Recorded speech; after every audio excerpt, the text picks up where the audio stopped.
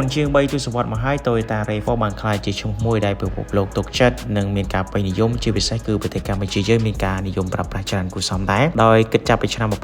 1994មក Toyota RAV4 ត្រូវបានបង្កើតឡើងជាប្រភេទឡាន SUV ខ្នាតតូចសម្រាប់ប្រើប្រាស់នៅក្នុងក្រុងនិងការប្រើប្រាស់ធម្មតាប៉ុន្តែពេលវេលាបានផ្លាស់ប្ដូរបច្ចេកវិទ្យាការកាន់តែទំនើប Toyota ក៏បានបញ្ចេញ model hybrid plug-in hybrid ជាដើមមកដល់ពេលនេះ Toyota ក៏បានបញ្ចេញចំនួនចុងក្រោយរបស់ខ្លួនគឺ Toyota RAV4 GR Sport 2026 នៅក្នុងវីដេអូនេះយើងនឹងពិនិត្យមើលថាតើ GR Sport 2026នេះមានលក្ខណៈពិសេសអ្វីខ្លះឥឡូវយើងក៏លេខទៅមើលការ design ផ្នែកខាងក្រៅវាបង្ហាញពីអត្តសញ្ញាណ GR យ៉ាងច្បាស់បំពាក់មកជាមួយនឹងភ្លើង LED រចនាបែប Sporty កង់អាលុយមីញ៉ុម19អ៊ីងដែលបានធ្វើរថយន្តនេះកាន់តែស្រស់ស្អាតនិងទំនើបផងដែររាងរបស់វារាងទាបជាង model ធម្មតាហើយវាមើលទៅមានអារម្មណ៍ថាដូចជាឡានប្រភេទ Sport អញ្ចឹង RAV4 GR Sport 2026នេះវាប្រើប្រាស់ប្រព័ន្ធ plug-in hybrid 2.5 លីត្ររួមជាមួយនឹង motor អគ្គិសនីដែលបូកបញ្ចូលគ្នាអាចផលិតកម្លាំងកាយបាន324 horsepower ដែលធ្វើឲ្យ RAV4 មានការ performance កាន់តែល្អនិងមានសន្ទុះស្ទស់ពី0ទៅ100 km គឺវាចាយពេលត្រឹមតែ 5.8 second តែប៉ុណ្ណោះសម្រាប់អគ្គិសនីសុទ្ធគឺវាអាចជិះបានរហូតដល់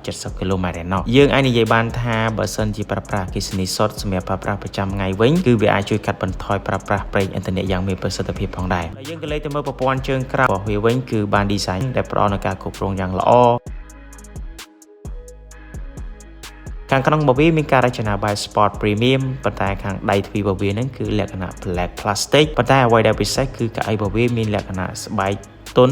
ដូចស្តៀងទៅនឹងស្បែកអាខន្ត្រាអញ្ចឹងជាមួយនឹងធ្នេរពណ៌ក្រហមជាមួយនឹង logo GR នៅលើចង្កូតនិង Digital Cluster 12.3 អ៊ីងមានអេក្រង់ Touch Screen ទំនើប Wireless Charge Android Auto Apple CarPlay និងមានតម្លៃចន្លោះពី $50,000 ទៅ $55,000 នៅទីផ្សារក្រៅស្រុកអញ្ចឹងបងប្អូនយល់យ៉ាងណាដែរចំពោះបាទ Toyota RAV4 GR Sport 2026នេះបើសិនជាមកដល់ស្រុកខ្មែរតើនឹងមានតម្លៃប៉ុន្មានដែរបងប្អូនអាចធ្វើការ comment នៅខាងក្រោមវីដេអូនេះបានសូមអរគុណសូមជម្រាបលា